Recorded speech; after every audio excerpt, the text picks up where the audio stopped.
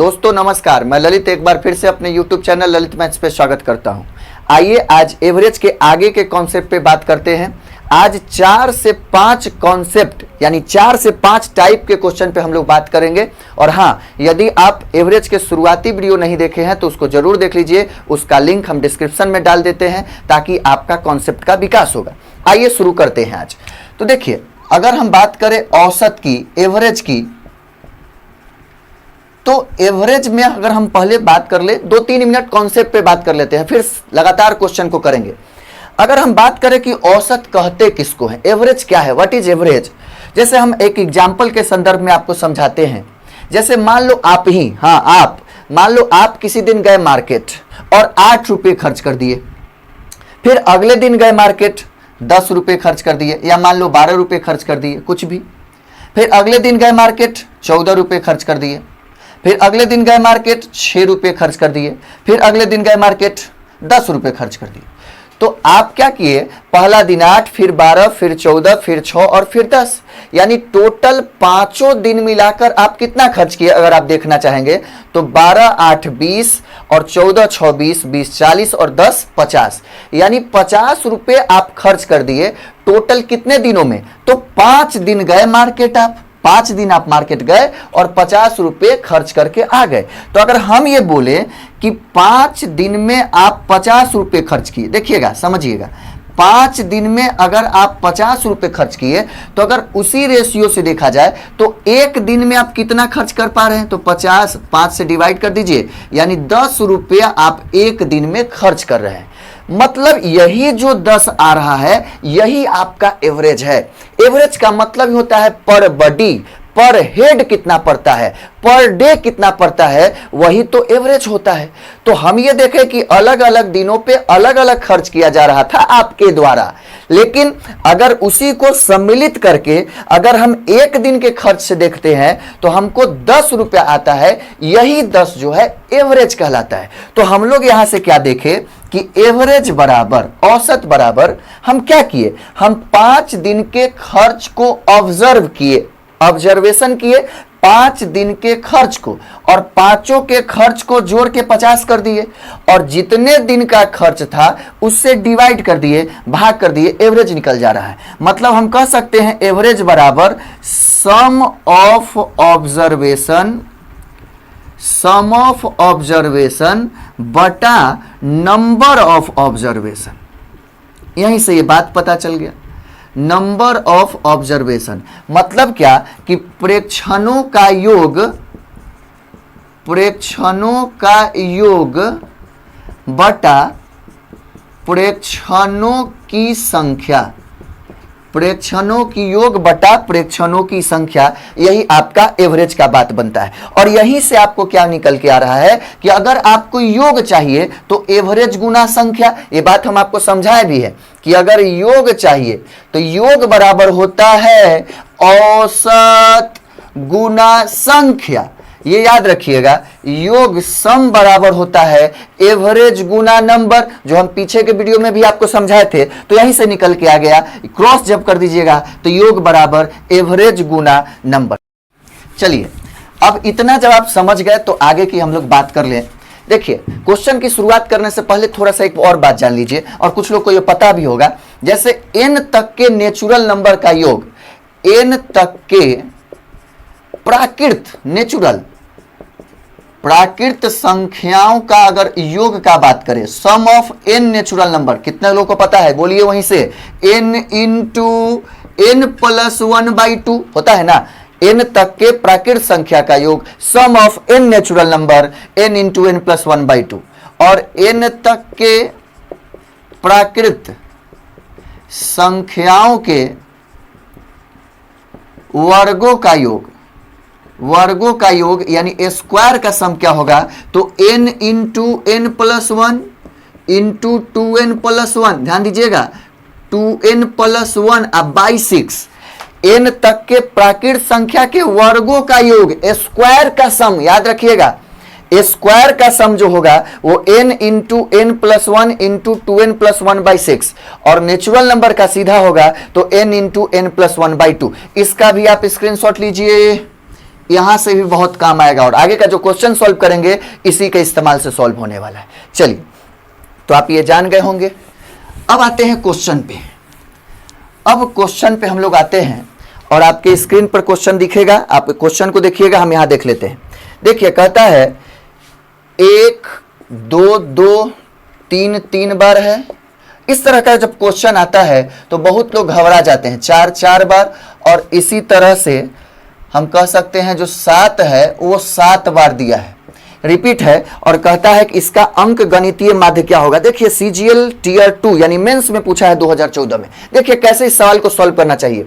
इस पे आगे भी क्वेश्चन आया है, जैसे 1 1 बार, 2 2 बार, 3 3 बार है ना, 4 4 बार है, 7 7 बार है। तो इस तरह से 11 11 बार भी करके दे सकता है, 8 8 बार करके भी दे सकता है, और यहां से क्वेश्चन बनता है। और इस तरह का एवरेज अगर आपसे पूछे तो आप तो सीधा जानते हैं एवरेज का क्या मतलब होता है। एवरेज का यही मतलब होता है, अभी हम आपको समझाए हैं कि इस प्रेक्षणों का योग यानी आंकड़ाओं का योग बटा नंबर ऑफ आंकड़ा यानी प्रेक्षणों की संख्या से भाग करते हैं। तो अगर हमको इसका एवरेज निकालना है तो पहले तो हम यही सोचेंगे कि सबको जोड़ दे और जितना संख्या है उससे भाग कर दे। तो अगर आप सबको जोड़ेंगे, ध्यान से समझिए, सबको जोड़ेंगे तो 1 1 बार है तो 1, 2 2 बार है तो यहां से हो जाएगा 4, प्लस 3 3 बार है तो यहां से जोड़ेंगे तीनों 3 को तो 9, 4 4 बार है तो चारों 4 को जोड़िएगा तो 16।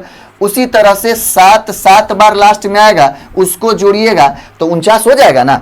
अब बटा में क्या होगा, हम लोग एवरेज निकाल रहे हैं, तो बटा में क्या होगा, जय वो संख्या है उतना।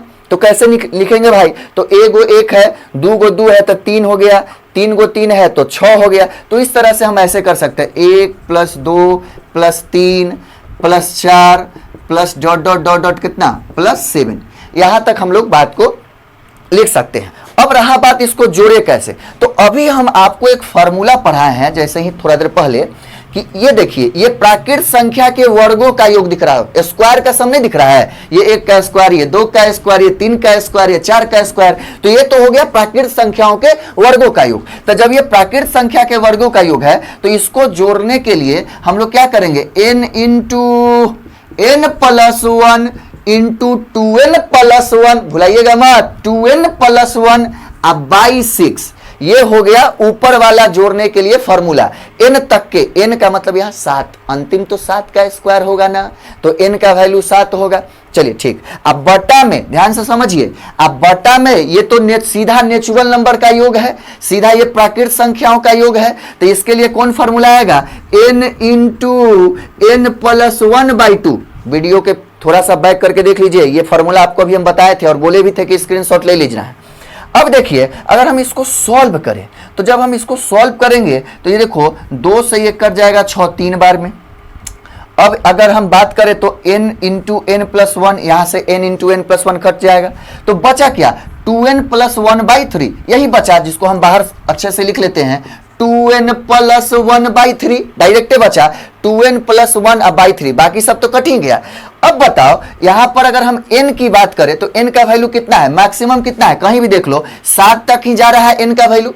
अरे भाई ये भी तो 7 का स्क्वायर है, क्यों नहीं समझते हैं, 1 का स्क्वायर, 2 का स्क्वायर, 3 का स्क्वायर, 4 का स्क्वायर, 7 का स्क्वायर, नीचे 1 2 3 4 7 तक, यानी n का वैल्यू 7 है। तो अगर हम 7 रख दें n के जगह पर तो 7 × 2 14 + 1 15/3, यानी सीधा दिख रहा है कि इसका आंसर कितना आ जाएगा, 5। तो हम ये कहना चाहते हैं, हम ये समझाना चाहते हैं कि इतना टाइम आपको नहीं लगाना है, आप इसको दिमाग में रख सकते हो। ऐसा जब भी प्रश्न आए, ऐसा जब भी प्रश्न आए तो आ सकता है रिपीटेशन, ये 7 बार है, कभी 10 बार करके, कभी 8 बार करके इस तरह का क्वेश्चन दे देगा, तो आप फॉर्मूला डायरेक्ट दिमाग में रख सकते हो। 2n यानी दुगुना करके n का जो भी n रहेगा उसको दुगुना करके 1 जोड़ के 3 से भाग देना है, यानी 2n + 1/3। अब n का वैल्यू आपको जैसे ही यहां पता चल गया था 7, तो 7 दूनी 14 + 1/3 और सीधा आंसर आ जाएगा 5। तो इसको आप निश्चित रूप से समझ गए होंगे। यदि आप नहीं समझे हैं तो फिर से एक बार देख लीजिए, बहुत आसान है। तो डायरेक्ट इस फॉर्मूले से आप काम कर सकते थे। ठीक है, चलिए आगे बढ़ते हैं अगले क्वेश्चन की तरफ। आइए अब क्वेश्चन पे चलते हैं। देखिए कहता है 7 लगातार आने वाले धन पूर्णांक का औसत 26 है, तो इसमें सबसे छोटा कौन है, स्मॉलर नंबर बताना है। 7 कंसेक्यूटिव नेचुरल नंबर है, उसका एवरेज दे रहा है 26, स्मॉलर नंबर। देखिए कुछ भी नहीं करना है, 7 गो संख्या है, तो 7 गो संख्या है, तो आप समझ लीजिए पहले 3, 3, 6 और 1, 7, और इसका एवरेज दे रहा है आपको 26। अभी हम आपको समझाए कि जब भी कंसेक्यूटिव लगातार वाला संख्या होगा उसका एवरेज जो होता है मिडिल टर्म होता है। तो एवरेज अगर दे रहा है 26 तो एकदम बीचों बीच में जो होगा वो 26 होगा।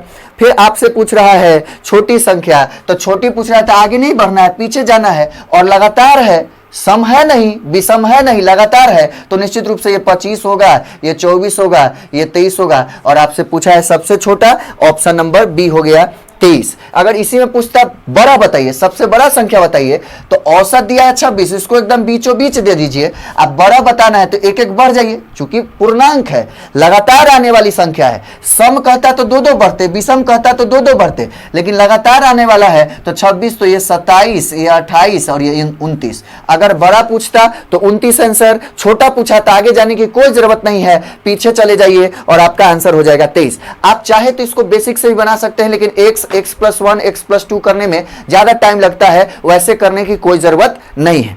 चलिए आगे बढ़ते हैं, आप निश्चित रूप से इसको समझ। चलिए आइए अगला क्वेश्चन की तरफ। अगला क्वेश्चन देखिएगा, कहता है 8 अनुक्रमिक सम संख्या का औसत 93 है, तो बृहत्तम संख्या बताना है। मतलब 8 कंसेक्यूटिव इवन नंबर का एवरेज दे रहा है 93, बृहत्तम मतलब लार्जेस्ट नंबर बताना है। देखिए 8 संख्या है तो 8 को गोला बना लीजिए, 6, 7, 8, और इसका एवरेज दे दिया है 93। तो अभी हम आपको बताएं कि एवरेज हमेशा मिडिल टर्म होता है, लेकिन आप ही सोचिए अगर 8 गो संख्या होगा तो एवरेज जो मिडिल टर्म होगा वो तो दो गो मिडिल में पड़ेगा ना। एक संख्या तो कोई मिडिल में पढ़ नहीं सकता है, क्योंकि 8 संख्या है, 7 गो रहेगा, 9 गो रहेगा, 11 गो रहेगा, तो मिडिल में एगो पड़ेगा। लेकिन 8 संख्या होगा, 6 संख्या होगा, 10 संख्या होगा, उस समय मिडिल में 2 गो पड़ेगा, तो कोई घबराने की जरूरत नहीं है। और इसका एवरेज दे रहा है 93, तो इसके बीचों बीच भी, इस दोनों मिडिल वाले के बीच में जो होगा वही आपका एवरेज होगा। तो इन दोनों के बीच में लिख दीजिए 93।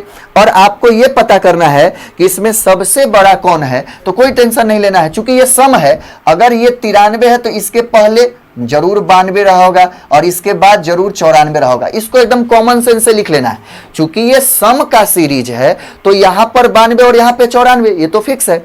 अब आगे बढ़ जाइए तो ये 96, ये 98 और ये 100। बृहत्तम पूछा था, आगे की ओर दो दो करके बढ़ जाएंगे क्योंकि सम का सीरीज है। और अगर लघुत्तम पूछता या स्मॉलर पूछता, छोटा पूछता, तो दो दो करके पीछे चले जाते, वहां भी हमको सबसे स्मॉलर मिल जाता। यानी सबसे स्मॉलर की बात कर ले तो 90, 88 और यहां से 86, यानी 86 आपको आंसर करना है। तो x+2 मानने की कोई जरूरत नहीं है। मिडिल टर्म एवरेज होता है, अगर 8 टर्म हो, 10 टर्म हो तो दो दो मिडिल टर्म पड़ेगा, उसके बीच में भी चले जाइए और वहां पर अपने एवरेज को लिख दीजिए। उसके हिसाब से एक कम करके एक ज्यादा करके अपना इवन का सीरीज बना लीजिए। बड़ा पूछे, छोटा पूछे, अंतर भी पूछ सकता है। अंतर वाला ही क्वेश्चन को हम लेंगे आगे का क्वेश्चन, तो ध्यान से समझ लीजिए। इस तरह का क्वेश्चन अब छूटना नहीं चाहिए, बहुत आसानी से यह बन सकता है। आगे के क्वेश्चन की तरफ, यानी क्वेश्चन नंबर 4 देखिए, कहता है 7 क्रमागत सम संख्या का औसत 16 है, तो बड़ी और छोटी संख्या का अंतर बताइए। देखिए इस बार डिफरेंस वाला आ गया। 7 क्रमागत है, यानी 7 गो गोला बना लेते हैं, 6, 7। 7 क्रमागत सम संख्या का औसत कितना दिया है? 16। बड़ा और छोटा का अंतर, तो हम बार बार बता दिए कि क्रमागत में एवरेज मिडिल टर्म होता है। क्यों नहीं इस बात को समझ रहे हैं? क्रमागत में, कंसेक्यूटिव में जो एवरेज होगा वो मिडिल टर्म होगा। तो यहां पर बोला 7 क्रमागत का एवरेज 16 है, इसका मतलब ये जो बीचों बीच है यही 16 है, ये जो बीच में है यही 16 है। अब आप ये सोचो कि क्रमागत सम है, तो क्रमागत सम है तो दो दो आगे बढ़ेंगे तो बड़ा मिल जाएगा 18, 20 और ये कितना हो जाएगा 22। ये हो जाएगा आपका यही वाला गोला 22, यानी सबसे बड़ा निकल गया। लेकिन यहां पर सबसे बड़ा नहीं निकालना है, सबसे बड़ी और सबसे छोटी का अंतर बताना है। ध्यान से समझिए, इसका एक और तरीका हम बताएंगे। अब देखिए 16 है तो इसके पीछे चलेंगे तो 14 होगा, यहां 12 होगा और यहां पे 10 होगा। तो देखिए सबसे बड़ी यानी 22 और सबसे छोटी यानी 10 का डिफरेंस आपसे पूछा है, और कितना आंसर आपका आ जाएगा? 22 - 10 यानी 12 आंसर होगा, ऑप्शन नंबर बी। लेकिन हम कहेंगे इतना भी नहीं करना है, लेकिन ये समझे कि नहीं समझे? कुछ नहीं, 7 गो गोला बनाए, औसत 16 था, बीचों बीच जाकर लिख दिए 16। हम आपको पीछे ही बताए हैं कि अगर 7 गो संख्या होगा तो एग्जैक्ट एगो मिडिल में आ जाएगा गोला, लेकिन 6 गो संख्या होगा, 8 गो संख्या होगा तो 2 गो गोला आएगा, तो उसके भी बीचों बीच जाना है। पीछे वाला क्वेश्चन को याद कीजिए, लेकिन यहां पर एगो मिडिल टर्म पड़ा 16 लिख लिए। अब चूंकि सम हो या विषम हो तो दो दो आगे बढ़ो या दो दो बैक जाओ। अगर लगातार संख्या बोलेगा, नेचुरल नंबर प्राकृत बोलता, तो एक एक आगे बढ़िए या एक एक पीछे घटिए। तो सबसे बड़ा दो दो बढ़ के पता कर लिए, सबसे छोटा पता कर लिए, डिफरेंस आ गया। लेकिन एक बात हम आपको बताएंगे, इतना ज्यादा टाइम नहीं लगाना है। इस क्वेश्चन को आप देखते कि 7 क्रमिक है और आंसर बोल देते। बताते हैं कैसे। देखो, ऐसा क्वेश्चन जब भी आए, ये अंतर वाला सीख लीजिए, डायरेक्ट आंसर बोलना है, ये भी गोला उला बनाने की जरूरत नहीं है। समझिए, अगर आपको इस तरह का क्वेश्चन दे 7 क्रमिक, 9 क्रमिक, 8 क्रमिक, 50 क्रमिक, 100 क्रमिक, और आपसे अगर कभी भी छोटी संख्या और बड़ी संख्या का अंतर पूछे, और पूछे नहीं, पूछता ही है, देख रहे पूछा हुआ क्वेश्चन सब लिए है, कभी भी बड़ा संख्या और छोटा संख्या का अंतर पूछे तो आपको कुछ नहीं करना है। आपको कुछ नहीं करना है, जितना भी क्रमिक होगा, जैसे देखिए क्वेश्चन में देखिए 7 गो क्रमिक है। कितना क्वेश्चन दिया है? 7 क्रमिक संख्या का औसत 16 है। औसत कितना भी दिया है उससे कोई मतलब नहीं, कितना क्रमिक दिया है उसको देखिए। तो 7 गो क्रमिक दिया है, तो जितना क्रमिक दिया रहेगा, 7 क्रमिक दिया है, जितना क्रमिक दिया रहेगा उससे एक कम करना है। 7 क्रमिक है तो एक कम करेंगे, कितना आएगा? 6। अब 2 से गुना कर देना है, हो गया आंसर 12। 12 ही आया था आंसर, 12 ही आया था। समझ में आया? ऐसा कभी भी क्वेश्चन आ जाए, 7 क्रमिक सम, 20 क्रमिक सम, कितना भी क्रमिक सम विषम कुछ भी करेगा, जितना क्रमिक रहेगा उससे एक कम करके 2 से दुगुना कर देना है, 2 से गुना कर देना है, वही आपका अंतर आ जाएगा। अच्छा, कुछ लोग सोच रहे होंगे सर ये ऐसे कैसे हो जाएगा, आपको बता देते हैं, समझ लीजिए। जैसे देखो, हम अगर आपको ये थोड़ा सा समझ लीजिए, ज्यादा कॉन्फिडेंस आपको मिलेगा। जैसे मान लो हम 2 गो क्रमिक सम लिखते हैं, जैसे 2 और 4, 2 गो क्रमिक लगातार सम है ना, 2 और 4। अब बताओ इस दोनों में अंतर कितने का है? 2 का। समझिए, थोड़ा कॉन्सेप्ट को समझिए, ऐसा क्यों हो गया कि जितना क्रमिक था उससे एक कम करके 2 से गुना कर देने से अंतर आ जा रहा है, उसी को समझा रहे हैं। जब कोई 2 क्रमिक होगा उसके बीच का अंतर होगा 2। अच्छा, कोई 3 लगातार क्रमिक सम ले लो, 3 लगातार क्रमिक सम ले लिए, 2, 4 और 6। अब तब बताओ सबसे बड़ा और छोटा का अंतर कितना है? सबसे बड़ा और छोटा का अंतर आप दिख रहा है, 6 और 2 का अंतर 4। 4 आया। अच्छा, एक बात बताओ, 4 क्रमिक सम ले लो यानी 8। अब बताओ बड़का और छोटका का अंतर कितना है? 6 आया। तो आप एक बात देख रहे हो कि जितना भी क्रमिक है, जैसे ये क्रमिक 4 क्रमिक है, उसमें एक कम कर दिया जाए यानी 3 लिख दिया जाए और 2 से गुना कर दे तो आखिरी और पहले का अंतर मिल जा रहा है। यहां आप देख सकते हो 4 क्रमिक हम लिखे हैं और आखिरी और पहले का जो अंतर है वो 6 है, यानी 4 क्रमिक है तो एक कम करिए, 3 आएगा, 2 से गुना कीजिए और आपका आंसर आ जाएगा पहली और आखिरी का अंतर। फिर उसी को समझिए, जैसे देखो अगर हम 3 क्रमिक लिए तब भैया पहली और आखिरी का अंतर पता करना है। कै गो क्रमिक है? 3 गो। तब पहली और आखिरी का अंतर, तब 3 क्रमिक है, एक कम करके लिखिए, 2 हो गया। अब 2 से गुना कर दीजिए 4, यानी अपने पता चल जाएगा पहली और आखिरी का अंतर। बात समझ पा रहे हैं ना मेरा? तो जितना क्रमिक रहेगा उससे एक कम करके 2 से गुना कर दीजिएगा तो पहली और आखिरी क्रमिक का अंतर मिल जाएगा। समझ में आ रहा है ना? ऐसे आप सीधा देखिएगा क्वेश्चन, कोई गोला गोली बनाने का जरूरत नहीं है, सीधा आंसर आ जाएगा आपका। चलिए, निश्चित रूप से आप बात को समझ गए होंगे। तो जब बात को समझ गए तो मेरा इस सवाल का जवाब दे दीजिए भाई।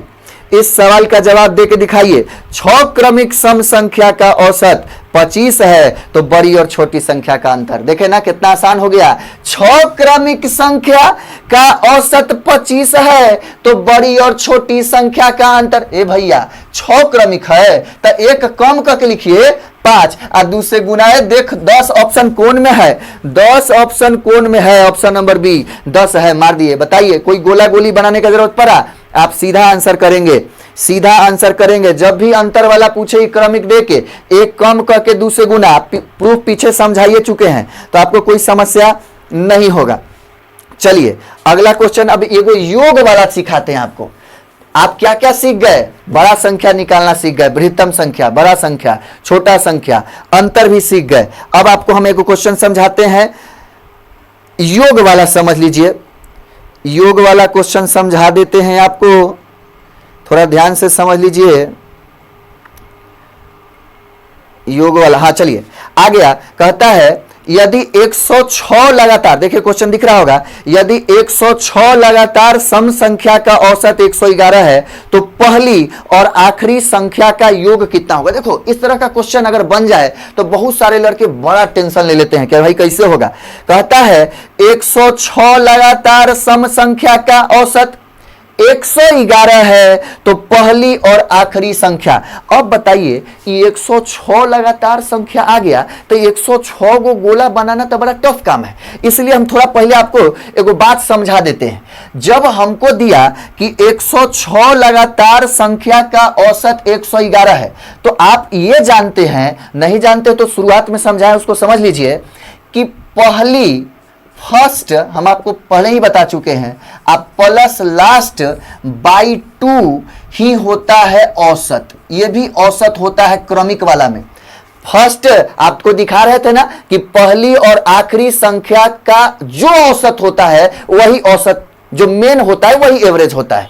तो यहां पर जब हमको ये बात पता है और मेरे क्वेश्चन में यह दिया है कि 106 लगातार सम संख्या का औसत 111 है तो पहली और आखिरी का अंतर बताइए, तो निकल गया। देखिए ना, फर्स्ट प्लस लास्ट आप बाई 2, यहां औसत जो दिया है 111 रख दीजिए, तो क्रॉस कीजिएगा तब पहली संख्या प्लस लास्ट संख्या दुगुना यानी 222 आंसर हो जाएगा कि नहीं हो जाएगा। कुछ भी टेंशन इसका ऑप्शन नहीं है, लेकिन सीधा आंसर करना है। ऐसे ही समझना है कि पहली और आखिरी संख्या का जो औसत होता है वही औसत होता है। तो इसके सहारे आपसे पहली और आखिरी संख्या का योग भी पूछ सकता है, जो सीधा आपका आंसर कितना कर देगा 222। तो सीधा आपको यह करना है, जो एवरेज दिया रहेगा उसी को दुगुना कर दीजिएगा, वही आपका पहली और आखिरी संख्या का योग हो जाएगा, क्योंकि क्रॉस होने के बाद तो दुगुना ही होता है। तो बात को समझ गए होंगे। जब भी इस तरह से क्वेश्चन कहे 106 100 कितना भी कहे, 50 लगातार क्रमिक सम संख्या का औसत कुछ भी बोल देगा। जैसे मान लो औसत बोल दिया 50 लगातार क्रमिक सम संख्या का औसत है 104, तो पहली और आखिरी संख्या का योग बताइए। तब पहली और आखिरी संख्या बाई 2 एवरेज होता है, और एवरेज मान लो दिया है 104, तो दुगुना कर देना यानी 208 हो जाएगा पहली और आखिरी संख्या का योग। तो योग वाला भी क्वेश्चन अगर आता है तो आपको घबराने की जरूरत नहीं है। तो आज आप जितना भी बात को सीखे उसको एकदम कंठस्थ कर लीजिए कि इस क्रमिक वाले में बड़ा पूछे तब, छोटा पूछे तब, अंतर पूछे तब, योग पूछे तब, सब कुछ क्लियर हो जाना चाहिए। तो उम्मीद करते हैं कि निश्चित रूप से आपको क्लियर हो भी गया होगा। यदि दिक्कत है कोई बात नहीं, आप एक बार दो बार देखिएगा, सारा दिक्कत दूर हो जाएगा और आप तुरंत आंसर कर पाएंगे। यदि आपको वीडियो बहुत अच्छा लगा है लाइक जरूर कीजिएगा, नए व्यूअर हैं तो सब्सक्राइब जरूर कीजिएगा। यही तो आपका एक माध्यम है मेरा उत्साह बढ़ाने का। मेरा उत्साह लगातार बढ़ता रहे तो निश्चित रूप से लगातार हम भी उत्साह में काम करते रहते हैं, तो ज़्यादा अच्छा लगता है। ठीक है, फिर मिलेंगे अगले वीडियो में। Thank you.